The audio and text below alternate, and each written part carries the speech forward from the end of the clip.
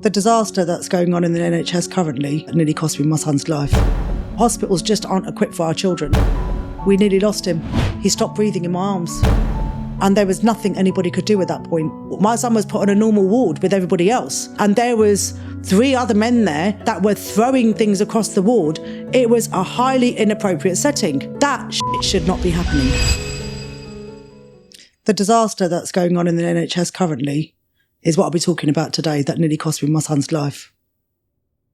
So last year, my son became very sick and had pneumonia and collapsed lung. And when you've got special needs young persons, when they become adults, it's the system that's in place is a huge problem. So going back, when we got into A&E, we've had, they just weren't equipped for anybody with any kind of needs unless they've got verbal communication. They're there to just urgent care treat. But we were now armed with a problem on our hands and my son refusing to cooperate because he was so sick and he was scared. So we ended up detecting everything from an X-ray. We had to keep redirecting and going back to how we're going to trying to get him to cooperate to find out what's actually going on because he was refusing bloods. During that entire time on speaking to the A&E consultants and everything else, all the other doctors involved and the nurses, it became apparent very quick how they're not equipped for such needs. They don't have the strategies in place. In paediatrics, it's all there. Everybody's equipped and they get all of the care and everything that they need. And the system's set up for it. But unfortunately, our children, whether they've got disabilities or learning difficulties and things like that, there isn't actually a system in the NHS that actually, in mainstream hospitals, that actually in adulthood can actually deal with their needs. So when trying to explain to the A&E consultant that this is what you're dealing with, he's in a different hospital, it's a different environment, she very quickly became defensive. Now, the reason why I talk about this, because we often talk about situations in hospitals, and I think there's a lot of stories that I've heard about what goes on or the doctor did this and whatever else. In the moment that we were armed with this problem, that was way out of our depth, mine and his dad's, we'd never dealt with such a medical condition with him before. We had to now think on the spot that we have to find a way to cooperate with them to save our son's life. Because when we did the X-ray, which was one thing that he chose to cooperate with, was the whole X-ray was covered in white and we couldn't actually see his lungs. And that's how we found out what the problem was. Now, the young ladies that were in imaging were very good I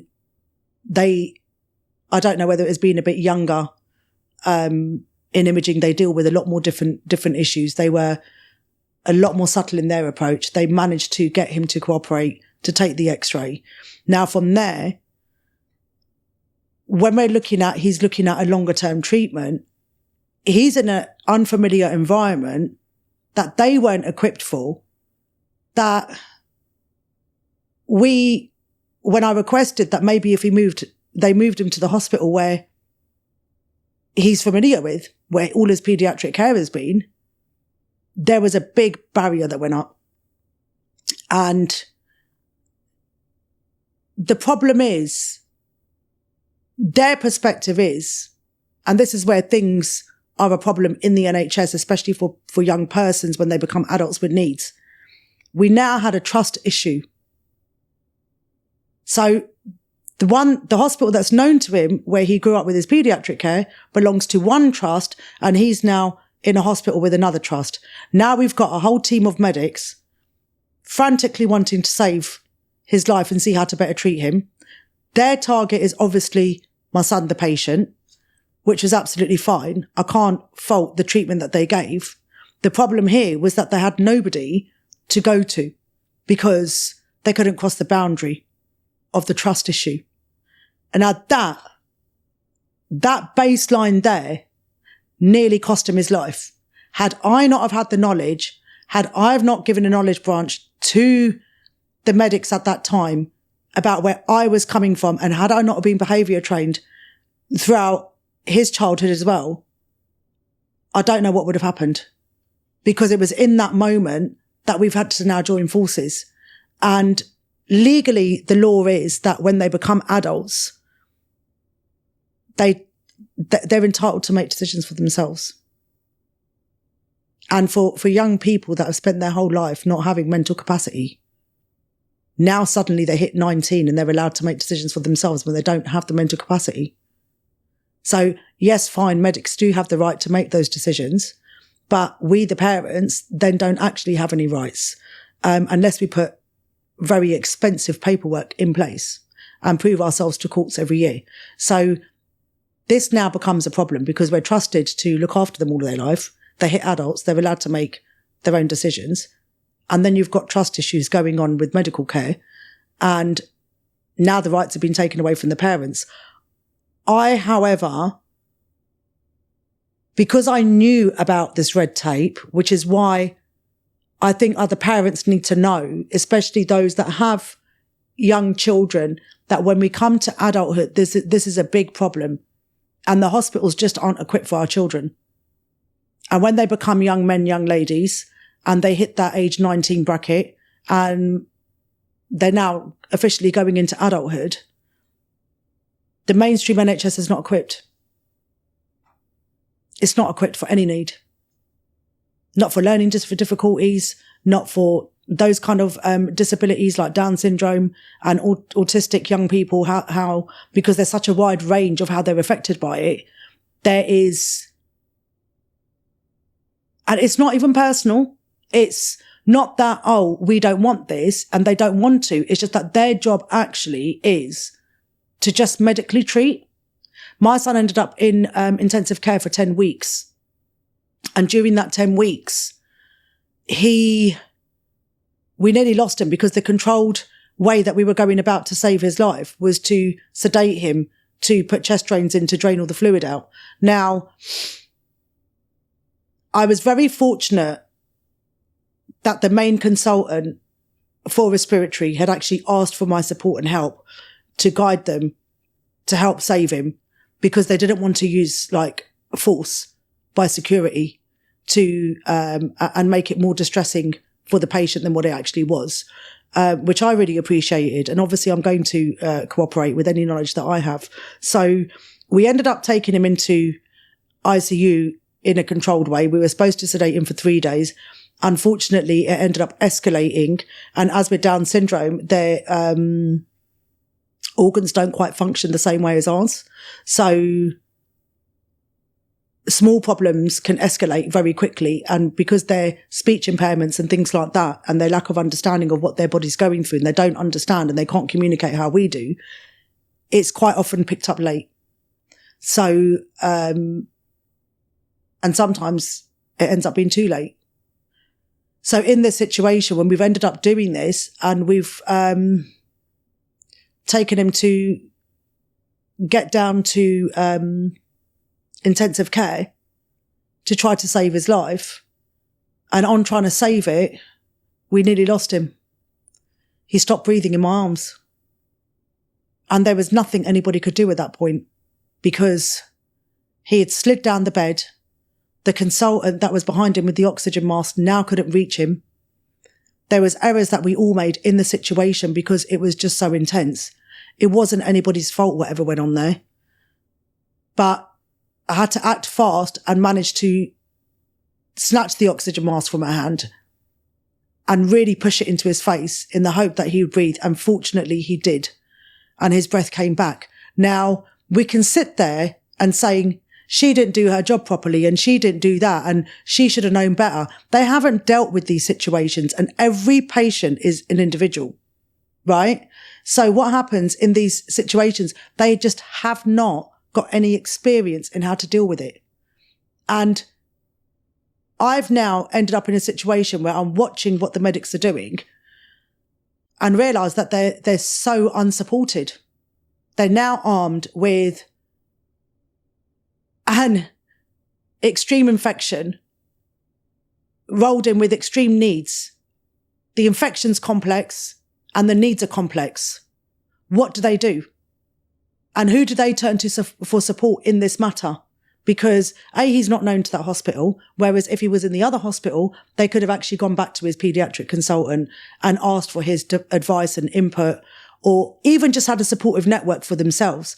They were also not supported. Sometimes when they say things, it can turn argumentative. But if you're in that situation, I would say, I need a breather, remove yourself and think logically, because your child is there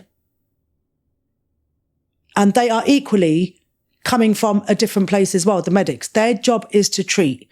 Their job is to save. And sometimes they are unfortunately armed with situations where they just can't. And don't get me wrong, I did have arguments there. There were arguments. It was very heated, like tensions were running very high. And it was so stressful for them and for me, and his dad. And it was a very difficult time. And then I had to take the breather myself, which is why I'm saying that you have to sometimes take the breather. And I had to think, I've got to think of this different because I've never been in this situation before.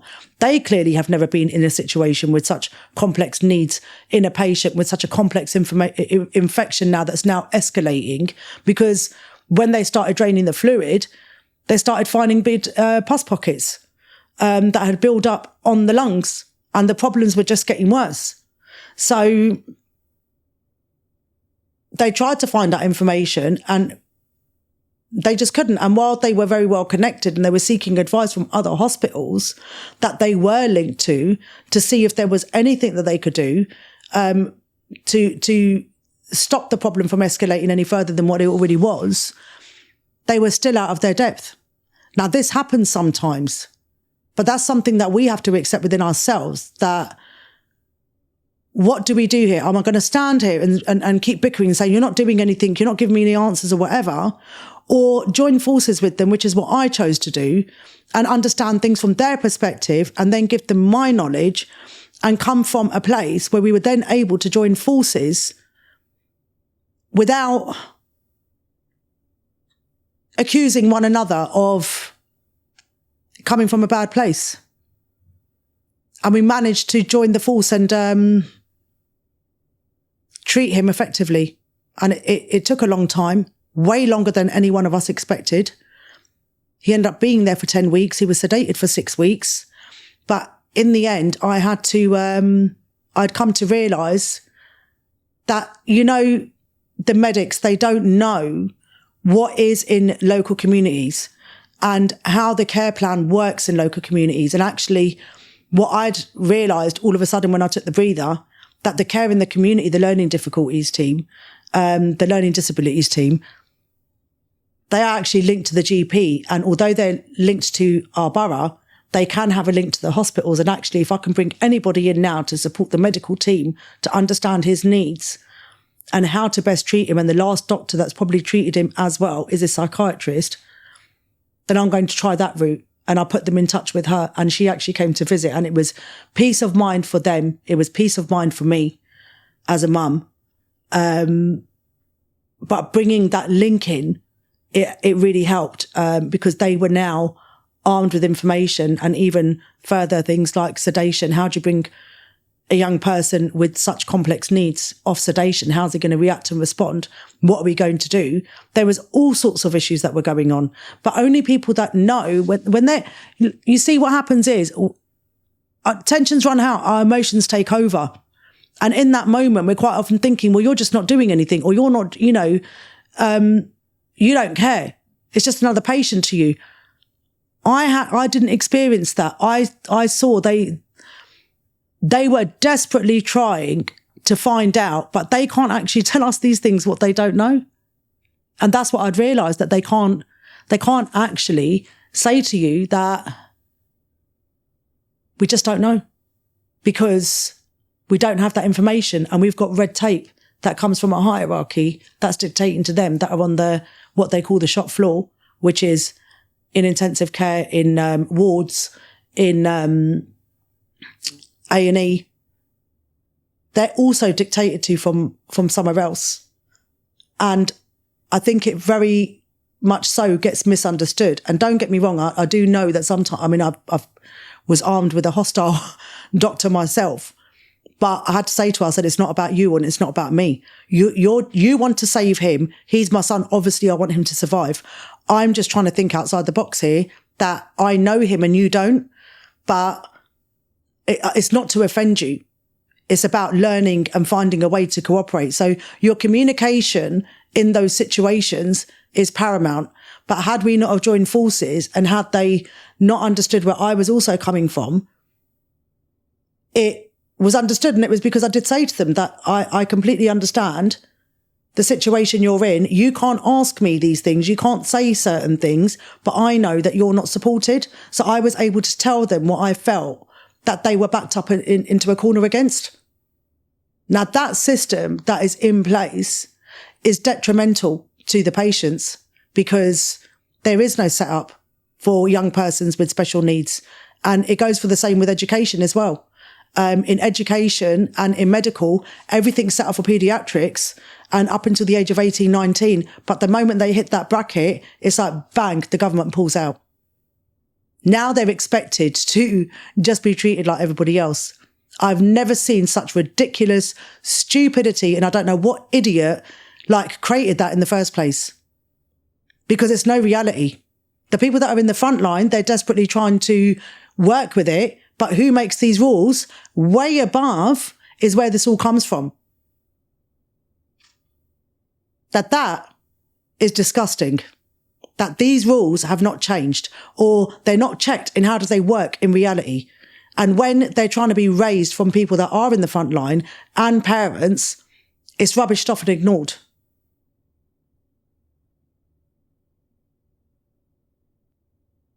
It's unreasonable. It's a disgrace that we're living in this day and age and this stuff is still happening.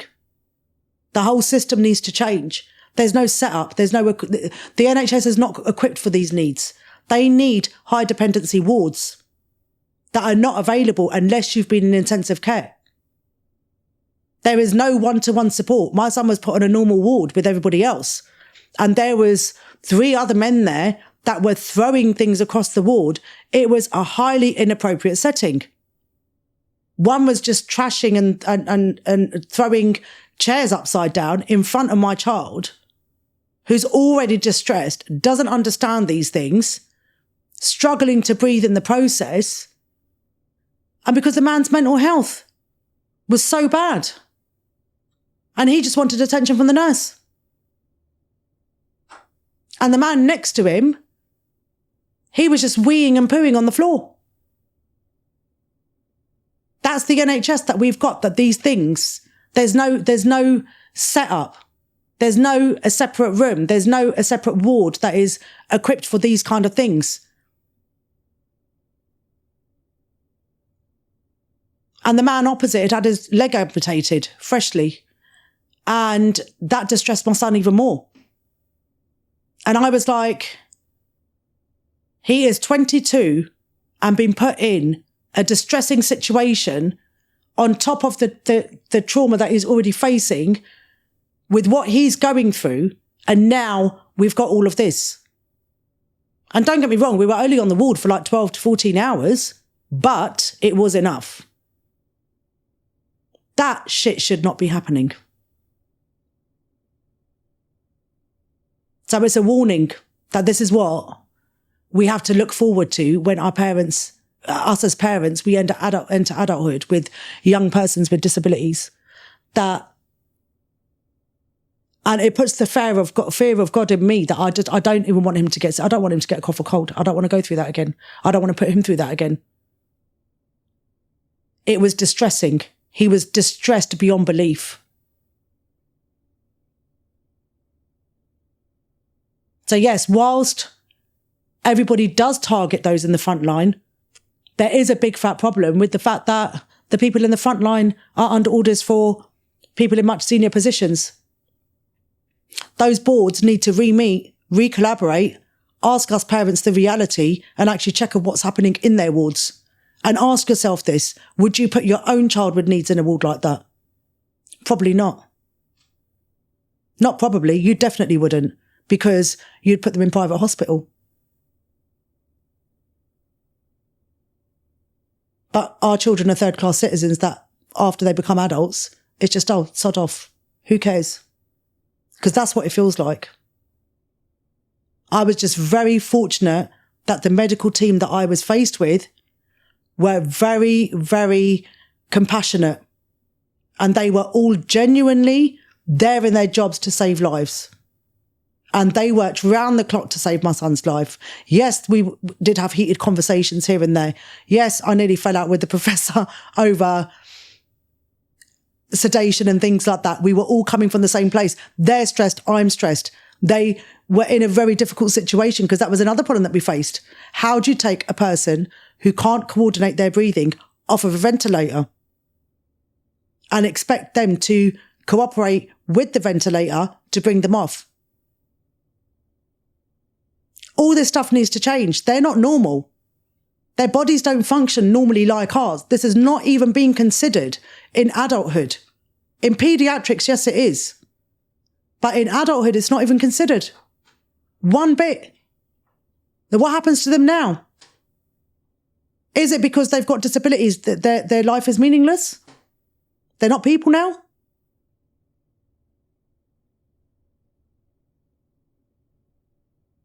So I think it's very hard.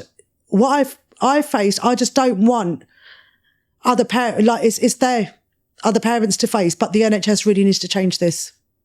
This whole system needs to change. We're in 2025, going into 2026, and it's pathetic. And it will cost us our kids' lives. That will then be blamed on somebody else. When actually the laws around it needs to change. The system needs to change. There needs to be facilities created in the hospitals for such needs. It's not even there. Learning disability teams can only do so much. They only can go so far. They're also overstretched within the hospital environment and in the community as well. So expecting the learning disability team to run around putting all this and sorting all that out isn't going to work either. So we had some serious challenges, but I think the reality is that this is where we're facing and it needs to change. It needs to change because it's going to cost us our kids' lives. Not all the time are we going to get lucky. The system has to change.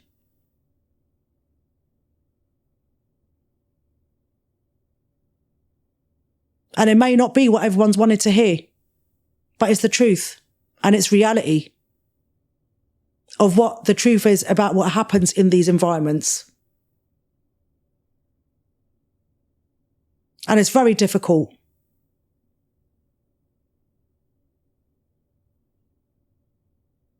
I know what's needed, but it's are they going to listen? That's the big thing.